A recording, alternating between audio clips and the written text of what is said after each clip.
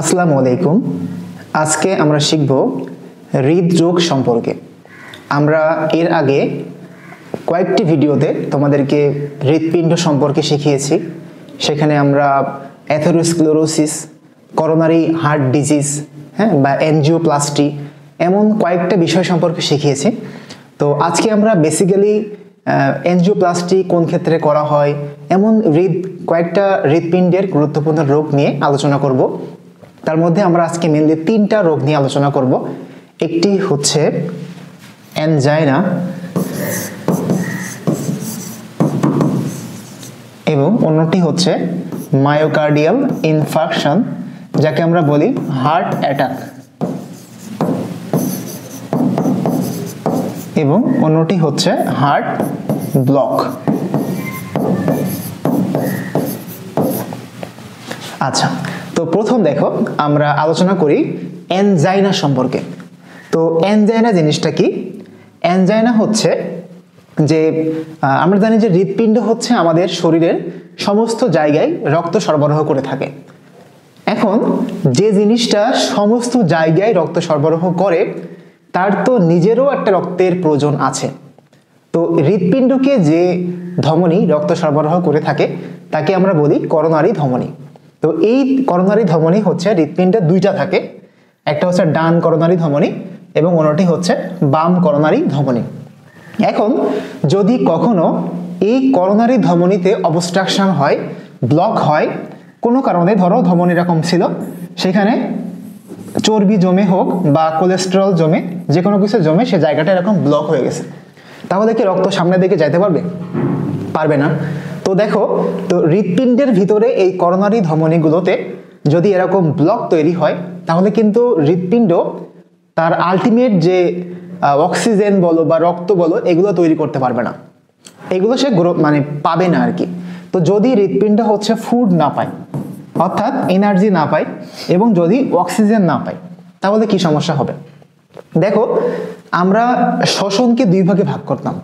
একটি ছিল সবাত শোষণ বা অক্সিজেনের উপস্থিতিতে শোষণ, এবং অন্যটি ছিল অবাত শোষণ বা অক্সিজেনের অনুপস্থিতিতে শোষণ।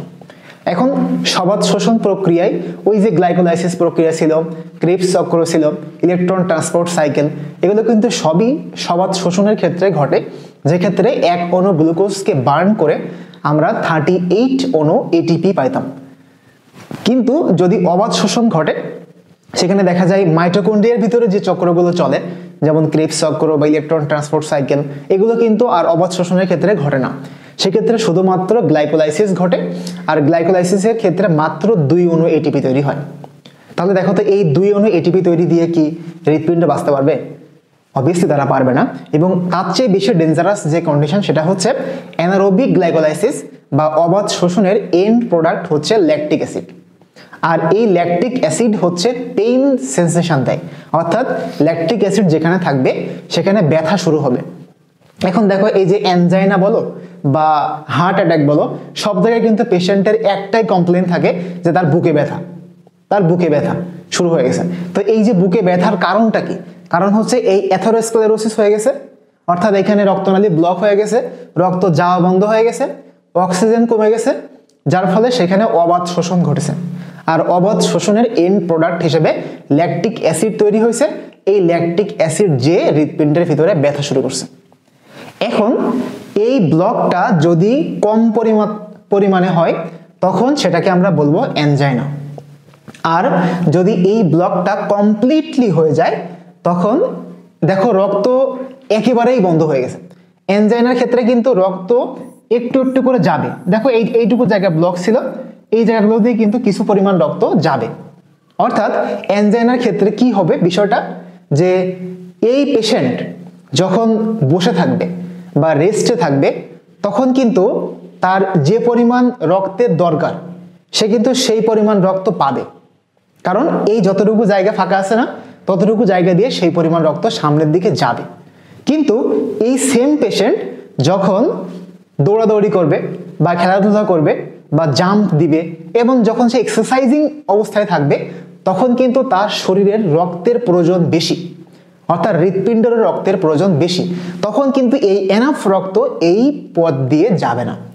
তখনই আলটিমেটলি সমস্যাটা শুরু হবে। এটা গেল অ্যানজাইনা। আর হার্ট অ্যাটাকের ক্ষেত্রে কি হয়, এই পথটা কমপ্লিট ব্লক হয়ে যায়। ব্লক হয়ে যাওয়ার কারণে এই পথ দিয়ে কোনো অক্সিজেন বা কোনো রক্ত যায় না, ফলে সামনের যে হৃৎপিণ্ডের কোষগুলো থাকে সেই কোষগুলো অক্সিজেন এবং খাদ্য এই দুইটার কম্বাইন্ড অভাবের কারণে ওই কোষগুলো সবার ডেথ বা মারা যায়। এবং হৃৎপিণ্ডের ওই কোষগুলো যখন মারা যায় তখন এই হৃৎপিণ্ড কিন্তু সবসময় সংকোচনক্ষম থাকে, প্রসারণক্ষম থাকে, অর্থাৎ তারা সংকুচিত হয়, প্রসারিত হয়, সিস্টোল বা ডায়াস্টোল হয়, হয়ে কিন্তু রক্তকে পেরিফেরিতে সার্কুলেট করে। এখন যদি এই সেলটুকু মারা যায়, এই কোষগুলো মারা যায়, তাহলে কিন্তু এই জায়গাটা সম্প্রসারিত হতে পারবে না, প্রসারিত হতে পারবে না। ফলে হৃৎপিণ্ডর যে একটা ইলাস্টিসিটি, সে যে ইলাস্টিক ব্যান্ডের মতো আচরণ করত, সেই বৈশিষ্ট্যটা নষ্ট হবে। আলটিমেটলি হৃৎপিণ্ড বড় হতে পারবে না। অর্থাৎ হৃৎপিণ্ড বড় না হলে কি হবে, হৃৎপিণ্ডের মধ্যে এনাফ রক্ত আসতে পারবে না এবং হৃৎপিণ্ড থেকে শরীরের বিভিন্ন জায়গায় এনাফ রক্ত সার্কুলেট করতে পারবে না। এই যে হৃৎপিণ্ডের ফেলিউর, অর্থাৎ হৃৎপিণ্ড যে কাজ, যে সে পেরিফেরিতে রক্তকে পাঠায়, এই যে কাজটা সে করতে পারতেছে না, এটাকেই বলা হয় হার্ট ফেলিউর। এখন আসলে হার্ট ব্লক সম্পর্কে একটু বলি। হার্ট ব্লক হচ্ছে, আমরা একটি ভিডিওতে তোমাদেরকে দেখাইছি যে কিভাবে হৃৎপিণ্ডের মধ্যে ইম্পালস জেনারেট হয় এবং এই ইম্পালসগুলো ট্রান্সমিট হয়। ওই যে এসএ নোড ছিল, এসএ নোডে একটা ইম্পালস তৈরি হতো, সেগুলো তখন এভি নোড হয়ে, বান্ডেল অফ হিজ হয়ে, পার্কিনজে ফাইবার হয়ে আলটিমেটলি হৃৎপিণ্ডের প্রত্যেকটা মাসেলে, অর্থাৎ হৃৎপিণ্ডের মাসেলকে আমরা কি বলি, এটাকে বলি আমরা প্যাপিলারি পেশি। তো এই প্যাপিলারি পেশিতে যখন এই ইম্পালসগুলো যাইতো তখন হৃৎপিণ্ড কনস্ট্রিকশন করতো বা সংকুচিত হতো, প্রসারিত হতো। এখন চিন্তা করো, যদি কোনো একটা জায়গায় কোনো সমস্যা হয়, সেটা হতে পারে এসএ নোডে, হতে পারে এভি নোডে বা বান্ডেল অফ হিজ বা পার্কিনজে ফাইবার, এই চারটা পথের যে কোনো জায়গায় যদি একটা ব্লক হয়, একটা বাধা তৈরি হয়, তাহলে কিন্তু এই যে সেন্সেশন, এই যে একটা ইম্পালস, একটা মেসেজ, যে মেসেজটা এসএ নোড তৈরি করছে, সেই মেসেজটা কিন্তু সামনের দিকে আর যাবে না।